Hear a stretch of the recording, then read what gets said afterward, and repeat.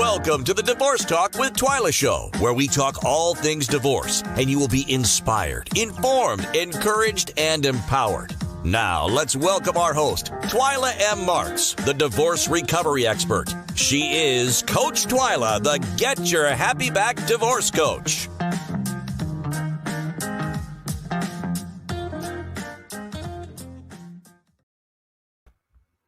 Hello, everyone. My goodness.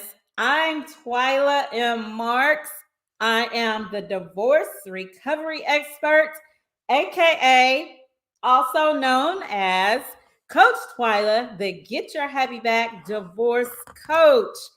Thank you all so very much for tuning in on tonight. And listen, tonight kicks off my infidelity series the entire month of January. And you don't want to miss any of these shows.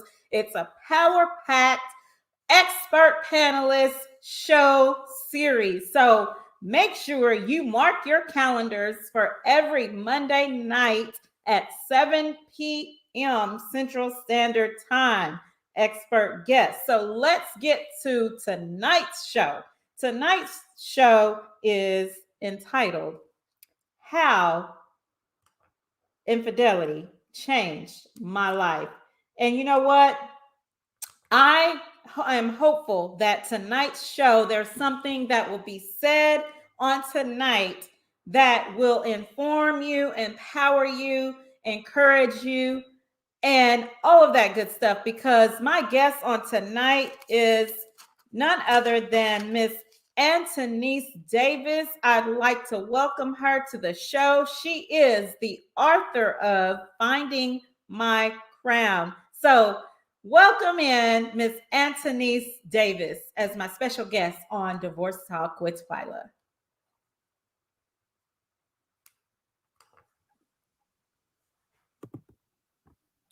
Yay! Hi, Antonese. How are you? Good. How are you? Good. Welcome. So thankful. I'm grateful that you're here with me and you graciously accepted this invitation to be on Divorce Talk with Twyla on tonight. And so, Antonese, if you don't mind, before we get to your story, if you would just share, introduce yourself, who you are, what you do, and then we're going to dive right on into your personal story as it relates to infidelity. Yeah, so I am Antonese Davis. I am a marketing professional by day, and also the author of Finding My Crown. Wrote my story to help women who have dealt with similar situations as me, such as divorce. I'm a wife and mom to soon to be 6 kids. Oh, yes. And then the shop is closed. Then we're done. I love it. Yes. So, folks, let me just tell a little bit about Antonese. She and I actually met at a conference. I think it was in November, right, Antonese? Yes, November. And listen here, when I heard her story, I thought, oh my gosh, she will fit right on in. I'd been praying for God to send somebody to me that can speak specifically on the infidelity topic, that has experienced it and their whole story. And God did that thing. And so I saw her, I heard her story while she told her story about her journey through infidelity. So I'm not going to steal her thunder. She's getting ready to tell you her story right here on Divorce Talk with Twyla, because remember, tonight kicks off the infidelity series. So, Antonese, the floor is yours. Just share your story. And it's my hope, it's my prayer that somebody will be inspired on tonight. Yes. So in March of 2016, I gave birth to my second child, my second son, and getting ready to start, was getting ready to start a new job. And all of that was in place. And 2 weeks after I had my son, I got the phone call that changed my life forever. It so happened that my sister called me, and I'm just, 2 weeks after having a baby, just, recovering, being a mom, all Yeah. of that. And my sister calls and she's like, are you somewhere quiet? And I'm like, sure, yes, sitting down, And she's like, well, I just wanted to let you know that your husband might have another baby on the way. And my initial reaction was like, she's joking, like, okay, what are you talking about? Where is this coming from? Have no idea, just out the blue. And I was like, what do you mean? And she's like, your husband may have another baby on the way. So mind you, in this time, he's, like diagonal from me. And Okay. I'm looking and I'm like, oh, okay, let me call you back. She's like, but hold on, don't say anything because I'm not Right. But she knows me better than that. So I'm like, okay, I'll call you back. So I immediately go to him. I'm like, hey, we need to talk. Mm-hmm. And no hesitation at all. Just goes back to the room, and I'm like, is there something you need to tell me? Yeah. And he says, you know what, let's go ahead and go, on a drive. So immediately I'm like, oh, wait a minute. So you know exactly what I'm about to say. You know exactly what's coming. There was no hesitation. There was no denial. There was no what you're talking about. It was just, hey, let's go take a drive. Wow. So we go and we take a drive, and I'm like, so what is this that I'm hearing that you have another child on the way or here or possibility? And he's like, so yeah, there's, another child that's about 6 months old. And basically he got hit with, petition for child support to, find out, to take a paternity test, obviously. And that's how I found out as well. Wow. So yeah, so in that moment, there was no denying it. And in that moment, there was a possibility that it was his, that he was going to go take this test. I had just given birth to my second son. And so when I have to pivot, figure out what it is that I'm gonna do. Yeah, your son was just, what'd you say, 6 months? He wasn't even 6 months. So the potential child of his was 6 months, and I had just given birth 2 weeks before. So my child was only 2 weeks. Yes. Right. Okay. Wow. Yes. Yeah. So I have a 5-year-old and a 2-week-old in this point of time. Okay. And in this moment, my typical reaction to things is just to hold it all in and keep it to myself and figure it out. That's typically how I work. I just figure it out. And it took about maybe like a week for it to really settle in, that I was like, okay, if I'm going to make it through this, no matter what I choose to do, whether if I choose to leave or choose to stay, I'm not going to be able to do this by myself. That's right. Yeah. And so in that moment, I had to decide, okay, who's my tribe? Who am I going to who can I rely on? Who can I know that's going to support me no matter what, that's going to pray for me, that if I need to call and vent to, they're going to be there to listen. I needed to figure out that circle and let them know, because in this moment, only my parents and my sister actually, had known about the situation. And so it's when I called on my girl tribe, and that's right. That took a lot because my girl tribe is emotional. Yeah. That's how we are. We are women. We're emotional. Right. But I had to be ready. Because I knew they were emotional. So I had to be ready to let them know, because obviously they're going to be emotional. I'm going to be emotional. So in that moment, that's when I started to kind of let people know. Okay. And it was really just my parents and my core group of friends who even knew that it had happened. Once he took the test, that's when it became real. Because of course it came back that he was indeed the father. My God. So now I'm having to decipher through these emotions, what Yeah. I'm feeling, what is life going to be like, what should I do, what Yeah. are you going to say, um, and he had actually made a choice to for us to go to therapy, Okay. which he had never done before. Okay. Uh, So he- marital counseling at this point, right? right. Okay. And so we decide, to go to marital counseling. I'm like, that's fine. We decide to go. And the therapist at the time, she asked me a question and she said, are you wanting to stay in your marriage or are you wanting to leave? And I didn't have an answer. I was like, I don't know. In this moment, I do not know. And she said, because you don't know yet, you need to take the time to work with someone on your own. And he needs to take the time to work on it because obviously he has issues. And until you do that work, then you can come back and decide what it is that you want to do.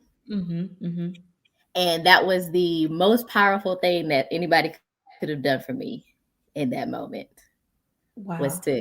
to tell me that I had to do the work for myself, what I was dealing with in the situation. Yeah. And so in that moment, I began to take therapy by myself. And the most important thing that I learned during my time with therapy was it took a lot of self-care for me to be able to come up with any decision. Like I Yeah. had to take care of me Yeah. before I could make a decision that was going to affect me, my kids, and everybody else. Right. Right. And so I had to learn what that looked like. Because as women, we're the nurturers. We're so used to taking care of everybody else. We're so used to putting everybody's needs before our own. And in That's that right. moment, I had to stop and really focus on my own needs. My therapist at the time told me, if you just do one thing for One. yourself, just one, Yeah. Yeah. every day, just one thing for yourself, you'll get to build yourself back. Because in this moment, my white picket fence was gone. My My God. perfect family with my husband and my Oh kids my gosh. being together and all of that. That's what I wanted. That's what I dreamed. I didn't want Yeah. my kids to grow up in a different household with mom and dad 9 times. It's not what I want. I wanted that marriage with the husband living in the same house as kids, one baby daddy, all that stuff. That's what I wanted. Right. And all of that was now gone. Mm. And so I had to do the work on me so that way I could see the other side. Because a lot of people during that time would tell me, you don't see it right now, but it's going to be okay. You don't see it right now, but it's going to be okay. My God. And I don't know if I necessarily believed it, but I couldn't see it. You couldn't see it. No. Couldn't see it. You just found out that your husband may have another baby. Well, at that time, it was confirmed that he had another child. And here your child is 2 weeks old and this one is 6 months old. Yeah. What, you're still dealing with the newborn. And there is a such thing, Antonese, let's just keep it real, as postpartum depression. That's a real thing. So you're still dealing with all of these things. And just to have that kind of news dumped on you, right? I can't even imagine. Yeah. Wow. Yeah. Wow. It's just So you're in therapy and you're right. going through, you're doing the work yourself. What happened after that? So during the work on myself, I started to build strength again. Okay. I started to start to feel like myself again. I started to smile again. I started to be able to take pictures. I started to be able to have conversations without crying. I started Yeah. to be able just to slowly but Mhm. surely feel like myself again. And Yeah. when I started to feel like myself again, I knew at that point it was time to make a plan. My God. Um, I'm a huge like planner. I plan everything out. Mhm. And nothing ever goes to plan, but that's just me. um, so, but in that moment, I knew it was time. Okay, you got to set yourself up Mm. for life Yeah. going forward. And so in that moment, I started to plan my exit. My. Um, Still haven't, even in that moment, haven't necessarily said I'm leaving yet, but Okay. I had to still make a plan to be able to decide whether I was going to leave or not, because I had to show myself Mm-hmm. that I could do it. Right. And Right. for me, I had came to the decision that I needed my kids to see that our actions have consequences, Mm-hmm.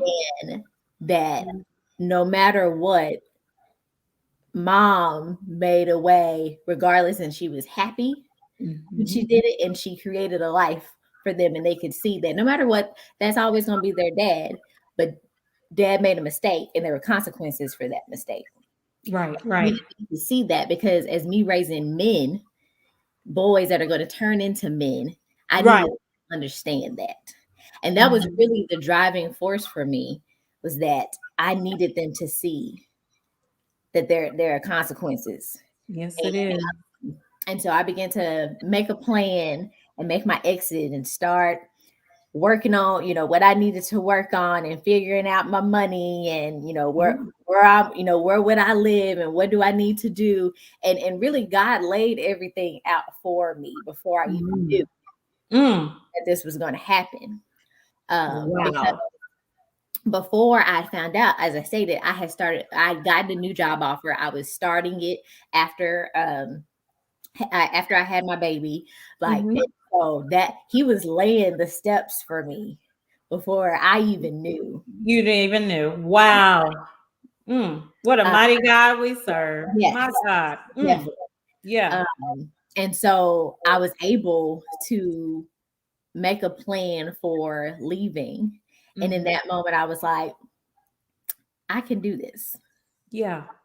I can build. I don't want to be miserable. I don't want to be upset my whole life. I don't want to be disappointed. I don't want to live like that. Right. And so at that moment, I made my plan. I had pretty much came to the decision that I can do better by myself. My God. Woo!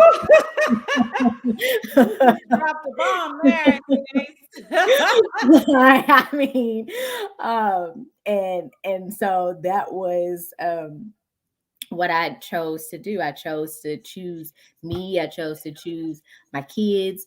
I chose for them to have just a happy environment, a happy mom, so that way I can be the best mom that I can be for them. Right. Um, and in that moment, I was able to pick up my things and create my own life afterwards. That's right. Wow. And so, what does that afterlife look like now? I know, but the people don't know. So it's been very fun. I had my single time. Yes, yes. I enjoyed my single time. But I always believed in marriage. I always, even after this happened, I knew that marriage was something that I believed in, and what it should be, I can Uh-huh. be. Right. And So so you're when actually a woman that desired marriage because some women, and I would probably even say men, yeah, men and or women right, don't really desire it, but that is something that you desire to have, and you right. wanted that. So yeah, share with us, share with the people, Antonese, what's going on Yes, yes. now. So that is what I wanted, and I never gave up on that. Yeah. But my time to be able to take care of myself and build myself up allowed me to be in a space where God could send me who I needed. Come on. And it wasn't, I didn't have to really work hard for it necessarily. I mean, my husband now, so I remarried. My husband now, we did meet on a dating app, but Well, let's talk about the dating app, because some people may have given up on these dating apps. yes. On these dating apps now. Right. Like, and for me, like, it wasn't like I was just putting in effort. I'm like, oh, I'm gonna find my next husband on this app. Like, it was for fun. At the beginning, it was, I'm newly single. I had been married and with the same person for 10 years. Like, it was okay. I got to figure out this landscape, this dating landscape, how this works. Back in the dating game again. Yeah, like I'm like, it's new to me. I don't know. So a friend had convinced me to get on the app, and honestly, how God works, we reconnected on a dating app. Actually, we dated for a short period of time in high school. Okay. Yes. And then reconnected on the app. And we happened to be going through similar situations, both going through divorce and all that stuff in the same time. And wow. We met on the app, reconnected, and never stopped talking to each other after that. And now we are married with a baby on the way. Yes, I love it, honey. So if anybody's listening, look, my God, the title of this show is How Infidelity Changed.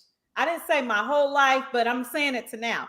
Yeah. So tonight, how infidelity changed my whole life. Yeah. Because listen, at the time, Antonese, you probably had no clue what that was going to look like on the other side of infidelity, right? And so, like you said, God sent you what you needed or who you needed. Right.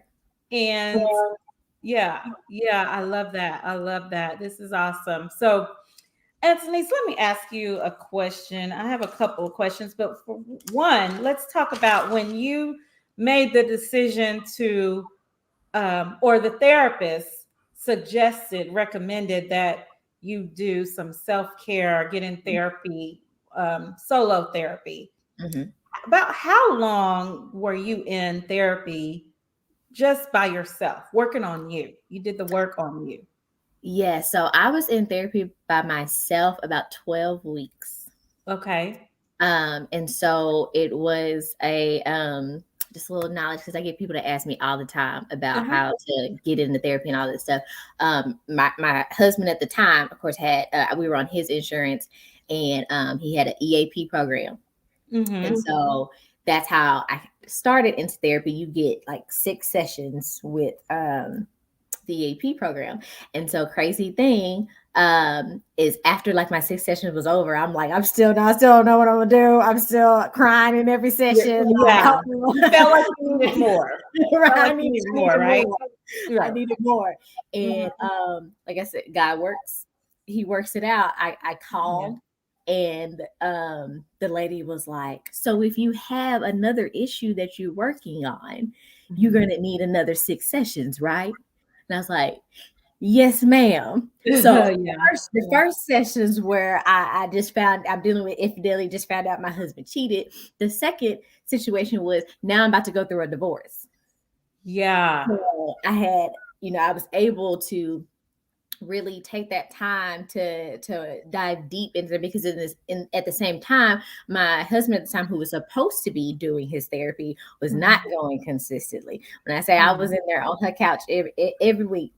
Oh yeah. And so it took about 12 weeks of therapy for me to really get through that work. But we lived together for a year before I left. So we were in the same home while we going through all this for about a year. Yeah. Wow. So Wow. it's Wow. definitely not something that is like, oh, I know what decision I'm gonna make and what I'm gonna do, and boom, I can just Yeah. leave and okay. Like obviously you've built a life with someone. You've Right. put effort and time and energy into this marriage. So it's gonna take some time for you to get to the point where Mm-hmm. you're ready to exit if that's what you choose. Right. So basically, folks, what she's saying, that decision does not happen overnight. Mhm. Regardless, it really doesn't. And I'm a living witness of it as well. My decision took 5 years Yeah. before I left. And Mhm. so, yeah, that's good. That's good stuff. So, and then going back to when you met your new man, let's get into that because this is how my whole life changed after infidelity. So, when you met or you all reconnected, you said you Right. reconnected, and Mhm. how did you feel about that? Did you know that, oh, this must be the man for me, or did he have to just woo you off your feet? What happened? Let's talk about a little bit of that dating space because we may have some viewers and listeners tonight that may be in that space. Yeah. So come on and Um, talk to him, girl, about your boo. Come on. yeah. So during that, I told you I got to be single for a little bit, okay? Yes, I And love during it. that time, though, like I said, I never gave up on marriage. And so I prayed, as people call the Sierra prayer, I prayed for what it was that I wanted Yeah. in a new husband. And the crazy thing is, I was talking to friends about I would love to, meet somebody. Like I was scared about just meeting somebody completely new because people crazy these days. It takes the Yeah. time to get to know somebody else and like that you just don't know it all. But I mean, it happens. But for me, I was like, I would like if I could just find somebody that I maybe that I know from before or something like. Yeah. Um, and just so happened that's what the Lord brought me. Love it. So it was funny because for me, I wasn't in a rush of anything. I just Come wanted on. Let's wait. I don't mean to interject, but come on. Say that again for the people. Did yes, you I hear was what you just said, y'all? She said yeah, she was not in a rush. no. Take your time. Yes. I mean it seems like we was in a rush, but I wasn't Yes, in a yes. rush. When we started to talk and develop it, like we and even him, like we were both taking our time, especially because we have children involved. Right. And Yeah. so I wasn't in a rush for him to meet my kids or anything like that. Mm. Like he was okay with the parameters. Like if you go, come visit, my kids got to be asleep. You got to go through the back door. Like Yeah. I mean, this is the whole package. So this is what I come with. And he was very intentional about how he pursued me Oh my God. and how he developed love for me. And that's what I was looking for. I was looking for somebody that was intentional and that put in the effort. Yeah. And that's what he did. Like he was very much patient and wasn't, just wanted to get to know me again. And me get to know him and just taking that time to enjoy each other's company, make sure we liked each other's company. Oh yeah. Do I like to even be around you? Right, exactly.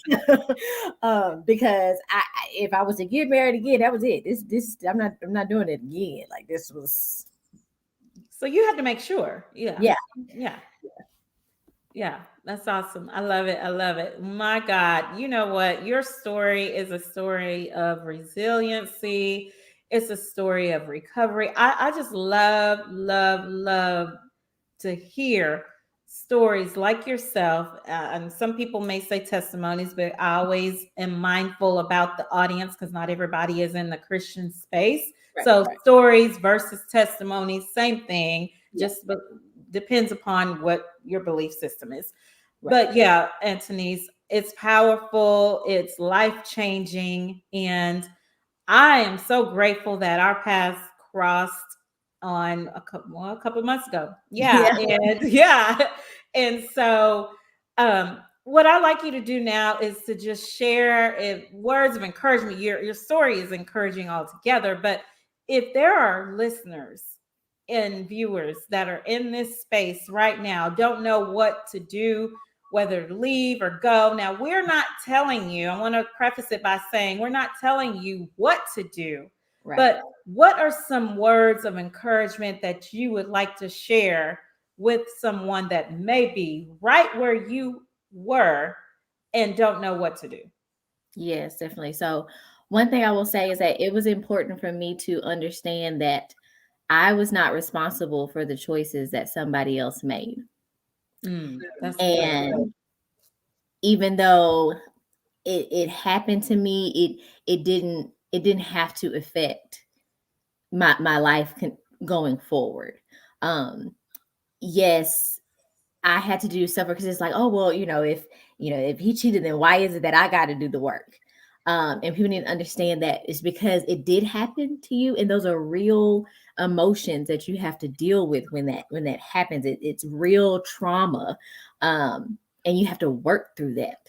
Like, it's not something that's just, oh, I'm going to wake up and I'm going to be okay, or I'm going to wake up, I'm going to know whether I want to leave or whether I want to stay. I always said that no matter what choice that I made, whether that was to leave or to stay, I couldn't be the same person, because it was going to take a different me to get through life going forward, whether I stayed or whether I left. That's why the self work was so important.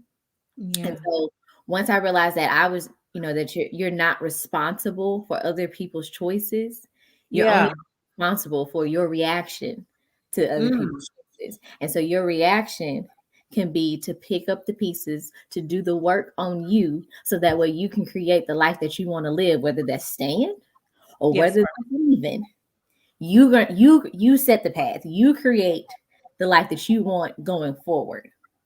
And if they follow along, then great. If not, then you've done the work now to be able to build the life that you want. And that's going to help you make your decision, and help you if you choose to stay, because some people do. If you choose to stay, it gives you the tools necessary to be able to really put the effort into working on the marriage going forward as well. Right. That's awesome. That's good stuff there. Wow. So, Antonese, it's been amazing. And before we end this show, I want you to go ahead and give the listening and viewing audience your contact information, how they can contact you. And I didn't say earlier, but I know you're also a coach, right?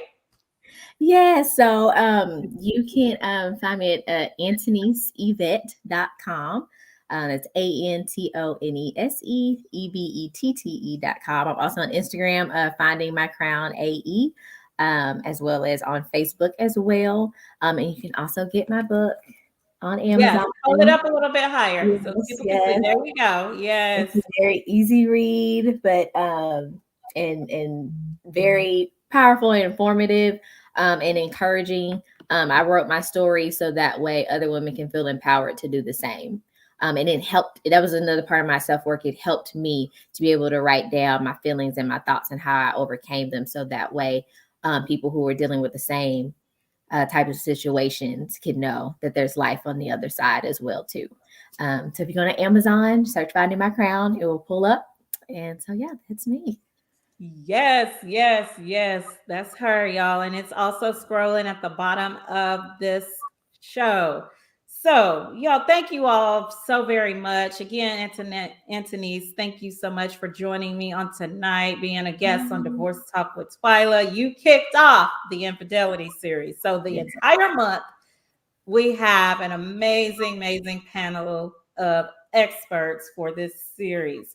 So, folks, be sure to tune in next week as we continue in the Infidelity series. My special guest is Dr. Katrina Esau. She is passionately known as Dr. K.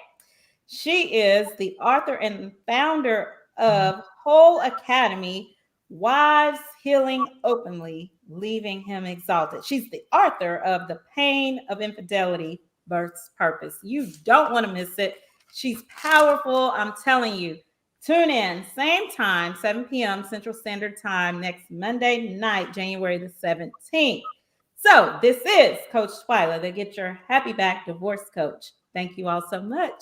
Bye. See you next week.